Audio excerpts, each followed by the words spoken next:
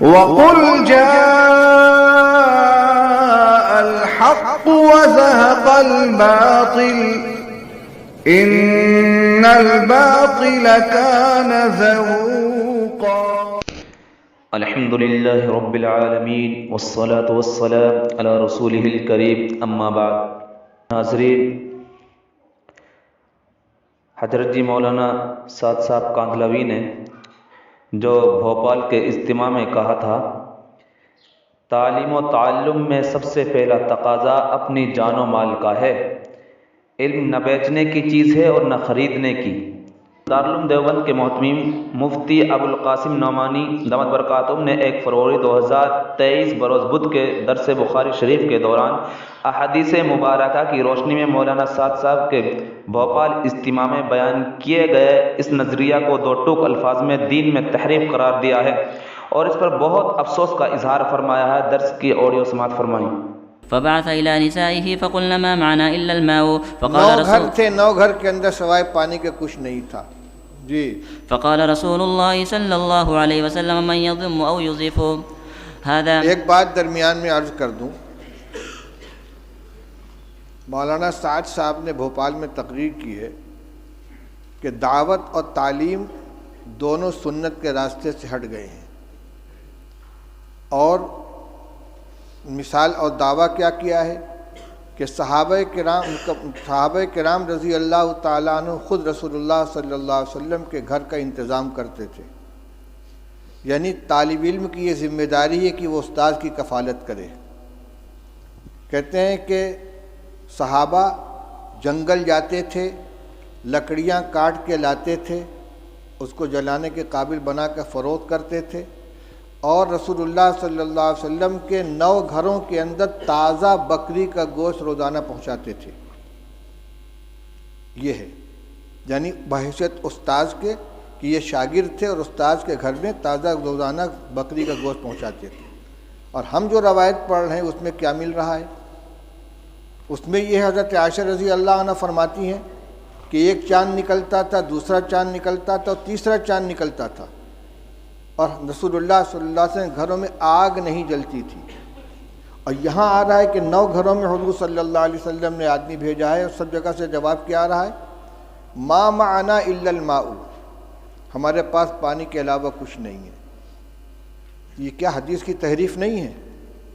یہ ازواج مطہرات کے بارے میں جو بات کہی جا رہی ہے صحابہ کے بارے میں کہ روزانہ ان کے یہاں بکری کا تازہ گوشت صحابہ کرام پہنچاتے تھے، اور آج طلبہ کو کھانا مطبخ سے دیا جا رہا ہے اور اساتذہ کو تنخواہ دی جا رہی ہے، لہذا تعلیم سنت کے راستے سے ہٹ گئی ہے۔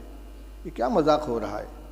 یہ جتنے مدارس چل رہے ہیں، جتنے اکابر نے مدارس قائم کیے ہیں، تعلیم گاہوں کا انتظام کیا ہے، اصحاب صفہ نہیں تھے جن کے لیے صحابہ کرام رضی اللہ تعالیٰ عنہ لا کے انگور کے خوشے لٹکا دیا کرتے تھے، اور انگور اور کھجور کے خوشے لٹکا دیا کرتے تھے، اور ان کو اسی سے کھانا دیا جاتا تھا۔ وہ روایت نہیں آئی کہ رسول اللہ صلی اللہ علیہ وسلم مہمانوں کو حوالے کرتے تھے کہ بھئی اتنے کو کون کھلائے گا، جس کے گھر میں 2 آدمی کا کھانا اور تیسرے کو کھلائے، جس کے یہاں 4 وہ 5ویں کو کھلائے۔ صدیق اکبر اتنے آدمی کو لے کر گئے، فلاں اتنے آدمی کو لے کر گئے۔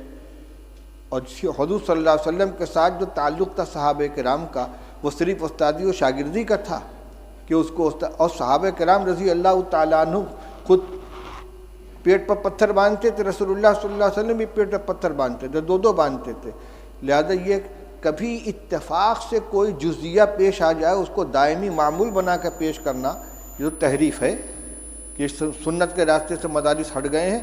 نہ دعوت سنت کے راستے پر بچی، نہ تعلیم سنت کے راستے پر بچی ہے۔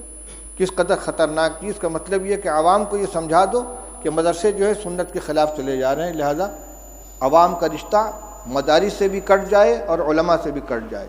یہ انتہائی خطرناک رجحان ہے، جو اس کا مطلب یہ کہ سب کو باطل تنظیموں کے حوالے کر دیا جائے، ان کو نہ مدرسوں سے تعلق رہے گا عوام کا، نہ علماء سے تعلق رہے گا، پھر بھیڑیا آئے گا اچک کے لے جائے گا ان کو۔ اس پہ مجھے یہ یاد آیا کہ صحابہ حضور صلی اللہ علیہ وسلم نے ایک مہمان کے لیے گھروں کے اندر کہلوایا ہے، تو سب جگہ سے یہی شکایت آ رہی ہے۔ حضرت انس رضی اللہ تعالیٰ عنہ کی روایت پڑھ چکے ہو کہ بدبودار جس میں مہک پیدا ہو گئی تھی، ایسی چربی لے کر حضور کی خدمت میں پہنچے ہدیہ کے طور پر، اور کہتے ہیں کہ رسول اللہ صلی اللہ علیہ وسلم کی 9 ازواج مطہرات تھیں اور کسی گھر میں کھانے کو نہیں رہتا تھا. آپ نے وفات کے وقت 30 سا جو یہودی سے ادھار لیا ہے، اپنی ذرا اس کے پاس آپ نے رکھی ہے. کس زمانے میں یہ گوشت دیا جاتا تھا بھائی؟ کہ وفات کے وقت حضرت عائشہ حضرت رسول کریم صلی اللہ علیہ وسلم مقروض تھے یہودی کے اور غلہ تھا. حضرت عائشہ رضی اللہ عنہ کی روایت پڑھ چکے ہو کہ آدھا وسق جو تھا میرے پاس، رف پہ رکھا ہوا تھا، اس میں سے میں کھایا کرتی تھی. ایک دفعہ تول دیا تو سب ختم ہو گیا. یہ جو کو کھایا جا رہا ہے پکا پکا کے، اور یہ تازہ گوشت روزانہ پہنچا رہے ہیں. افسوس ہوتا ہے اس طرح کی حرکتوں کے اوپر. چلو پڑھو روایت. فقال رجل من